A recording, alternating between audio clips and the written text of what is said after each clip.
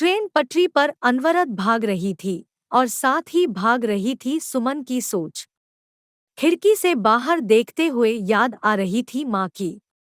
पिछले साल जब वो इसी तरह गर्मी की छुट्टियों में मायके जा रही थी बच्चों के साथ, तो क्या उत्साह और उमंग थी।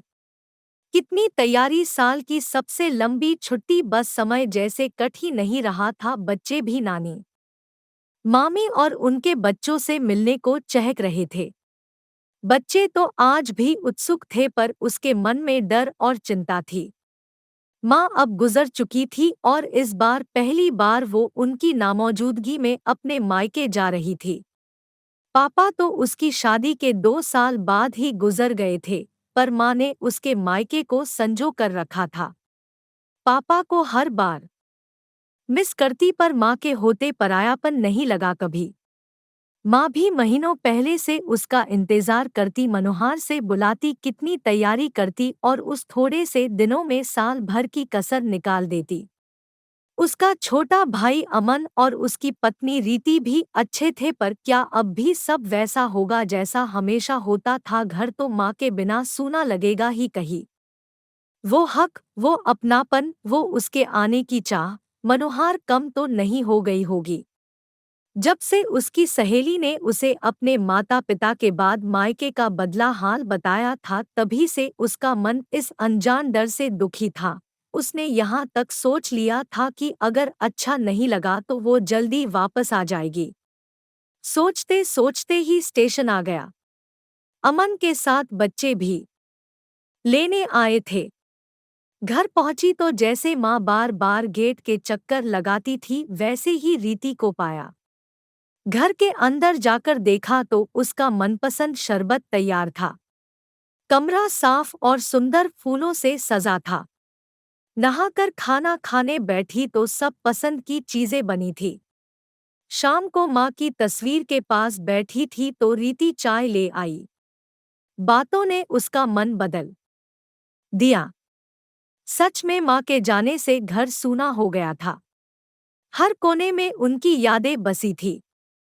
रीति भी उन्हीं को याद कर रही थी। रात को अमन उसकी पसंदीदा आइसक्रीम लाया था। उसने भी सबके लिए लाए, बस अगले ही दिन से कुछ दिन पंख लगाकर उड़ गए। सबके यहाँ मिलने जाना, थोड़ी शॉपिंग, थोड़ा घूमना, और रीति तो उसे कितनी बार चाट खिलाने भी मनोहार करके ले गई थी। माँ के ना होते हुए भी सब कुछ पहले जैसा ही तो हो रहा था। वही दुलार, वही हल्कापन। और तभी एक दिन उसने देखा कि रीति आचार के डब्बों में से आचार, घर के पीसे मसाले और गांव से आया गुड़ और बहुत सा और सामान पैक कर रही है। यही तो माँ किया करती थी जब उसके वापस जाने का समय आता था। उसने पूछा तो रीति ने कहा, दीदी आप अब कुछ दिन बाद चले जाओगे, मेरा तो मन ही नहीं लगेगा। माँ हमेशा आपको ये सब देती थी ना, तो मैंने भी सब पैक करने का सोचा। गले ही लगा लिया था सुमन ने रीति को। सारा डर और शक खत्म हो गया था।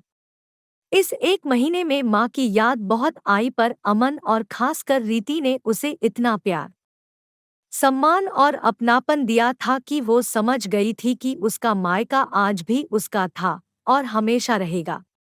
जब रीति को ये सब बताया तो वो बोली, मैं समझती हूँ दीदी, एक लड़की के लिए शादी के बाद उसका मायका क्या मायने रखता है।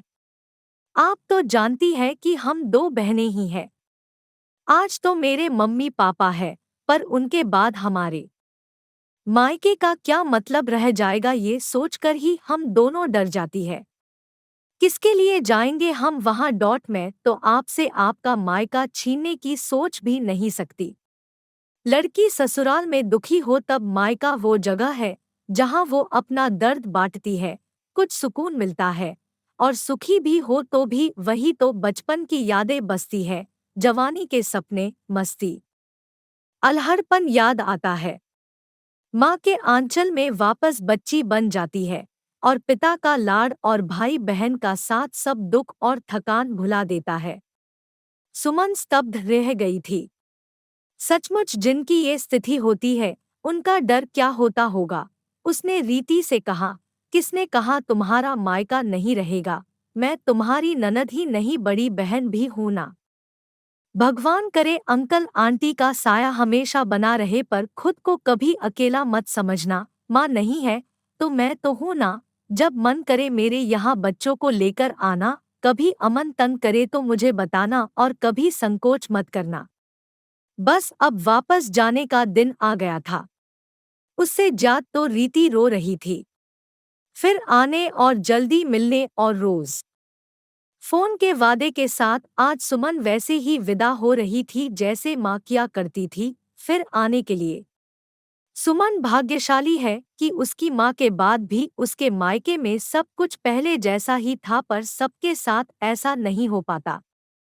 कुछ की स्थिति रीति जैसी होती है और कुछ के लिए सब बदल जाता है, पर अगर अमन और रीति जैसे सब हो और फिर सुमन जैसा प्यार देने वाले मिल जाए तो माँ की कमी रहेगी, पर माँ बिन मायका भी कभी पराया नहीं होगा। दोस्तों, अगर आपको यह कहानी पसंद आई हो तो हमारे चैनल को सब्सक्राइब करें, लाइक करें और अपने परिवार के साथ शेयर करें और बेल आइकॉन भी ऑन रखें जिससे हमारी कहानी आपके पास आए।